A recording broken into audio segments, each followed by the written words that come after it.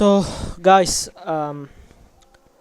അവതാർ James ക്യാമറോണിൻ്റെ അവതാർ 1-2 അതിനുശേഷം അവതാർ 3 fire and ash or ash and fire, I don't know.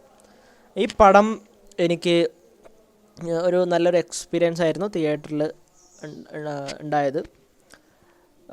ഈ സിനിമയെക്കുറിച്ച് പറയുകയാണെങ്കിൽ, ഈ സിനിമയിലെ നല്ല കാര്യം എന്ന് പറഞ്ഞു കഴിഞ്ഞാൽ അതിൻ്റെ ടെക്നിക്കൽ ആസ്പെക്ട്സ്. എൻ്റെ പൊന്നെ, മ്യൂസിക് ആയിക്കോട്ടെ, എഡിറ്റിംഗ് ആയിക്കോട്ടെ, വിഷ്വൽ എഫക്ട്സ് ആയിക്കോട്ടെ, ഗ്രാഫിക്സ് ആയിക്കോട്ടെ, വേറെ ലെവലായിരുന്നു. അതായത് ഈ സിനിമയിൽ ഓരോ സീനിനകത്ത് ചെറിയൊരു ഭാഗത്ത് എന്തെങ്കിലുമൊക്കെ സംഭവിക്കുമ്പോൾ അതിൻ്റെ ബാക്ക്ഗ്രൗണ്ടിൽ ചെറിയൊരു പക്ഷി അല്ലെങ്കിൽ പക്ഷീനെ പോലത്തെ ഒരു ആനിമൽ ഇങ്ങനെ പറന്നുകൊണ്ടിരിക്കുക. അതിങ്ങനെ 3 കിലോമീറ്റർ അപ്പുറത്ത്. എന്തൊരു അറ്റൻഷൻ ടു ഡീറ്റെയിൽ ആയിരുന്നു.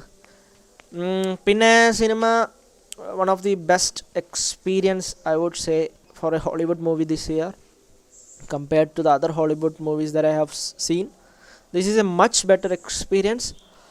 But problem എന്താണെന്ന് പറഞ്ഞു കഴിഞ്ഞാൽ, ഈ സിനിമ 1ഉം 2ഉം കണ്ടതിന് ശേഷം അതേ വൈബായിരുന്നു. ഇപ്പോൾ ഒന്നാമത്തെ സിനിമയിൽ ഓക്കെ മരമാണ് പ്രശ്നം, ഡീഫോറസ്റ്റേഷനാണ് പ്രശ്നം. ഓക്കെ, രണ്ടാമത്തെ സിനിമയിൽ സീ ക്രീച്ചേഴ്സിനെ നശിപ്പിക്കലാണ് പ്രശ്നം. ഓക്കെ, മൂന്നാമത്തെ സിനിമയിൽ okay let's may be it's something else എന്ന് പ്രതീക്ഷിച്ച് പോയി. പക്ഷേ ഇവിടെയും സീ ക്രീച്ചേഴ്സിനെ നശിപ്പിക്കലാണ് പ്രശ്നം. ആ പ്ലോട്ട് ലൈൻസ് നമുക്കങ്ങനെ എംപത്തൈസ് ചെയ്യാൻ പറ്റിയില്ല. പ്രത്യേകിച്ച് ആ സീ ക്രീച്ചേഴ്സിന് നമുക്ക് ഒരിക്കലും എംപത്തൈസ് ചെയ്യാൻ പറ്റാത്ത രീതിയിലുള്ള ഡിസൈനാണ് അവരുടെ characters. They are completely alien. I mean, അതുകൊണ്ട് തന്നെ നമുക്ക് ആ പടത്തിൻ്റെ ആ ഭാഗങ്ങൾ നമുക്ക് ഇഷ്ടപ്പെട്ടില്ല. അതാണ് ഈ സിനിമയ്ക്ക് പറ്റിയൊരു അമളി. അതുപോലെ തന്നെ ഈ സിനിമയിൽ വേറൊരു സംഭവം,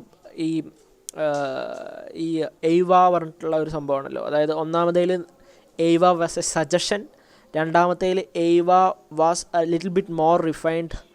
നമ്മുടെ സിഗി വീവറിൻ്റെ ചെറിയ കുട്ടീൻ്റെ ക്യാരക്ടർ, കിരീൻ്റെ character was actually talking to the Eva, and the Eva has become little bit more real in the second one. But here it's a persona. Eva is a god. Eva is a Hindu god. It's Advaita Vedanta. It's everywhere in the Pandora. I mean, that's okay. പക്ഷേ സിനിമയിൽ പ്രശ്നം എയ്വേനെ വിളിക്കുന്നു, എയ്വ വരുന്നു, same കണ്ട അതേ story. പക്ഷേ ഈ സിനിമയിലേക്ക് ഇഷ്ടപ്പെട്ട കുറച്ച് പാർട്ടുകളാണെങ്കിൽ സ്പൈഡറിൻ്റെ relationship with Quadrich's character and Jake Sully and Naiteri. So that spider storyline has to be the main story of this movie. In that case this would have been better. പക്ഷേ അതങ്ങനെ ചെയ്യാത്ത കാരണം ഈ സിനിമ നമുക്ക് കുറച്ച് റിപ്പീറ്റായി കണ്ട പോലെ തോന്നി. But I would still see this movie in coming version because just for the technology, 100% worth for 135 rupees. I would have seen it in IMAX, but because of the bad reviews I didn't go. But if you are near any IMAX, I would say better go and watch it. This is such an experience. I like this movie. I will give 7.5 out of 10 for this movie. ഇനി movies എനിക്ക് വേണം. 2029 വന്നു അടുത്ത movie. കുറച്ച് ലോങ്ങായി തോന്നി. Mark കുറച്ച് വേഗം ഇറക്കി ഒരു സീരീസ് പോലെ ഇറക്കിയിരുന്നെങ്കിൽ കുറച്ചും കൂടി നന്നാവുമായിരുന്നു. Let's say like 1 year 1 movie per year. പക്ഷേ James Cameron, why and also we don't need Ava anymore. We don't need Ava. I mean, if you are seeing Ava, please show something else. Ava is accessible, right? Now if Ava is a persona, I mean, let's go talk to her. I mean, maybe Eva have a husband, like for example Shiva have Parvati, right? I mean, this is pure Hindu mythology we are talking about.